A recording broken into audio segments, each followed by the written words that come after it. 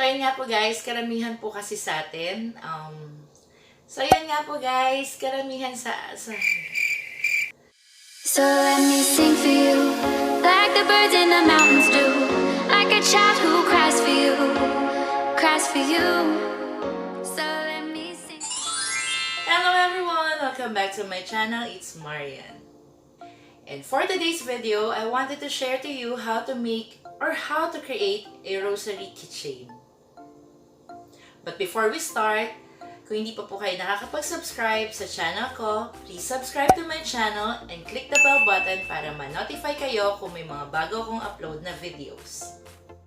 So, karamihan sa atin guys, naglalagay ng rosary sa bag. So, naisip kong i-share sa inyo to kasi pwede siyang personal use, pwede din siyang pang-gift. Pero para sa akin kasi, mas maganda siyang personal use. Advantage din guys ng rosary keychain, kahit saan tayo, kahit nasa biyahe, or biglaan tayong madaan sa simbahan kahit walang misa or gusto nating pumunta sa Adoration Chapel para magdasal ng rosary, meron tayo sa bag kasi nakakabit na siya as a rosary keychain sa mga bags natin. Kaya, sana makatulong po sa inyo to at magustuhan nyo rin po yung ituturo ko po sa inyo. So, ayun, hindi ko na po patatagalin pa. Tuturuan ko na po kayo and happy watching! Hi guys! So, ituturo ko sa inyo ngayon kung paano yung paggawa ng rosary keychain na kagaya nito. Yan. Itong color green.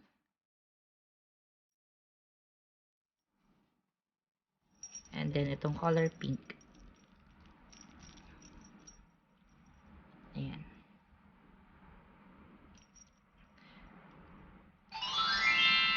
Okay. Start na tayo. Gagawa tayo ngayon ng rosary keychain. So, ito yung mga kailangan natin. Sa tools, kailangan natin ng dalawang long nose pliers. Yung cutter pliers.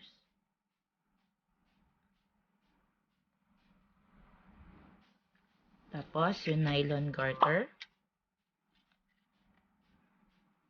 Tapos, sa crucifix, meron tayong iba't ibang sizes, iba't ibang designs. Ayan.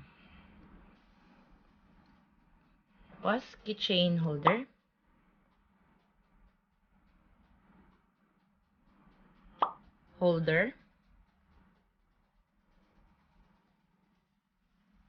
Spacer ball.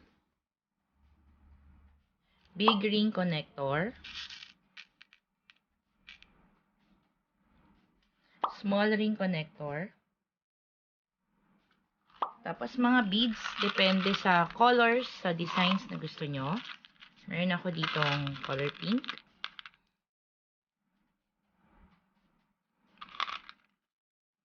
Meron akong color orange.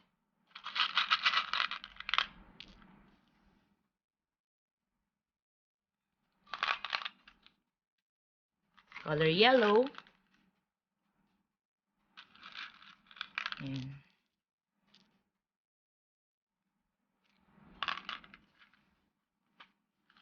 Color violet.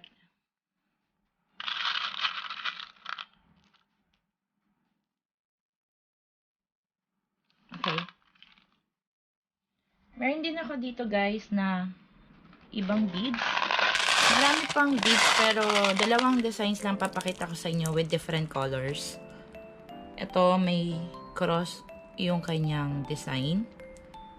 Ayan. Color black. Color white.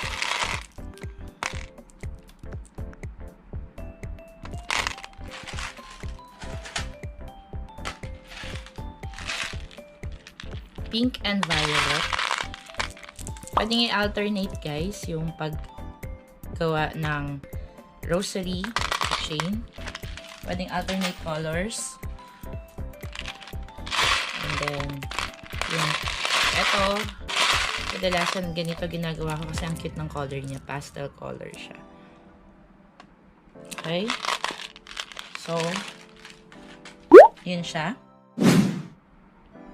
Okay, start na tayo guys. Kunin na natin yung nylon garter natin. Ayan. mag-cut tayo ng 8 inches or 7 inches. Mga ganun. Ayan. Then, kunin natin yung keychain holder.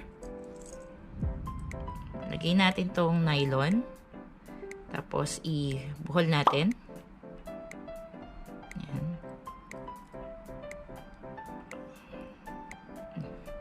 Hindi ko siya mabuhol.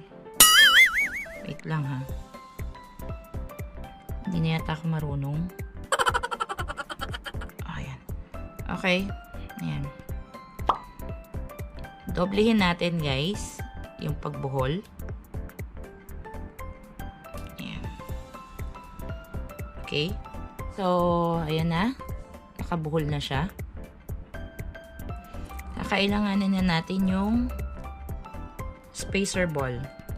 2 spacer ball.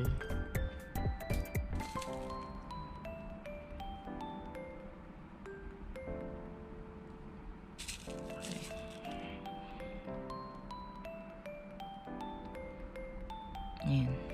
Okay. Nalagay na natin yung 2.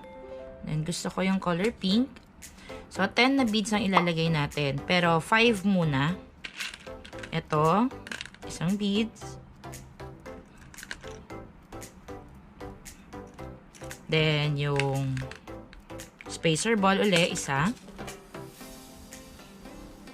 Gawin natin siya sa 4 pa na beads.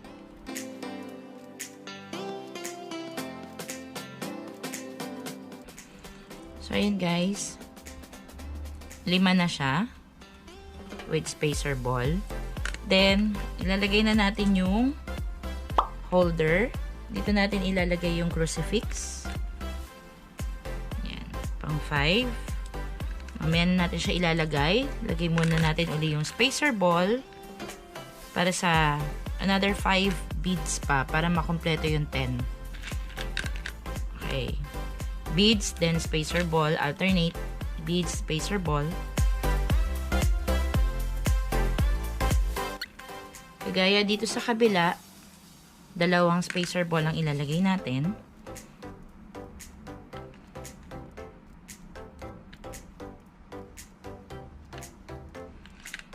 Tapos, ibubuhol din uli natin siya para magdikit yung, ayan, magdidikit siya. Bubuhulin uli natin yung nylon.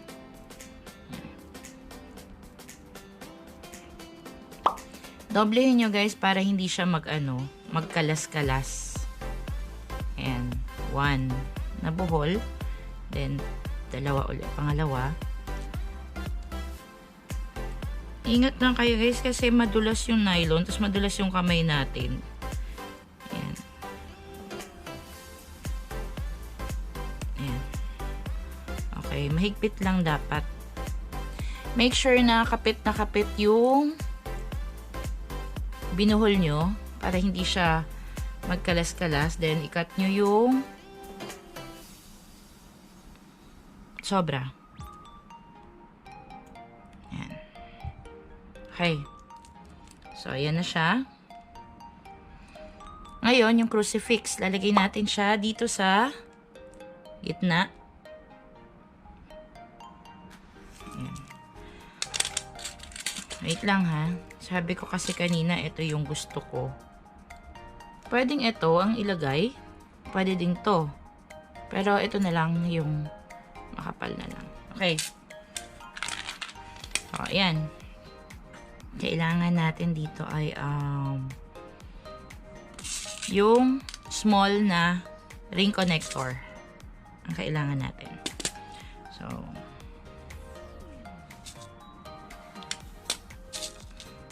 ayan.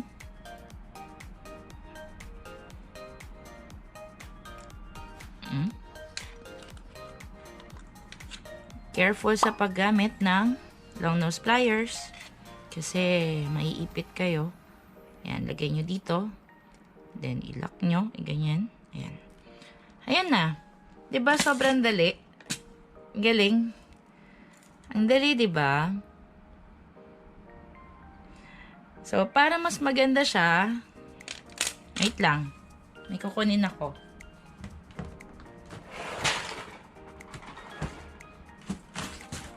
Para may gusto akong ilagay. Wait lang, maghahalongkat lang ako ng ano ko. Ng mga yan. Parang may gusto pa ako ilagay. Gusto ko talaga may ano may mga ganito-ganito Yan. Lagyan natin ito. Diba? Color pink. Wait lang.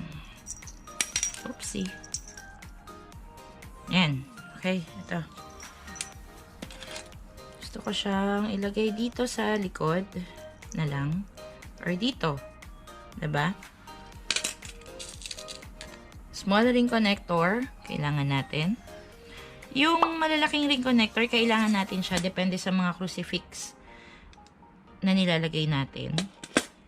So, ayan. Ito na yung bell. So, kabit natin. Careful lang sa paggamit ng mga plies. Ng mga pliers. Okay? Yan. So, ayan na. Super dali, diba? Ayan na. Meron na tayong rosary keychain na pwede nating ilagay sa bag natin para hindi natin nakakalimutan. Keychain na siya. Rosary pa. Rosary keychain, diba? So, yan. So, sa mga nagustuhan tong video ko na to, pwede nyo ako i-DM sa Instagram ko kung may mga questions kayo. Yan. So, ito na po ang ating rosary keychain. Thank you so much for watching.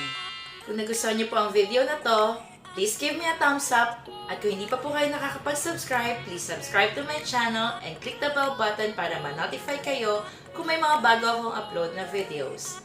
And please follow me on Instagram and Twitter. God bless everyone! See you on my next video! Bye!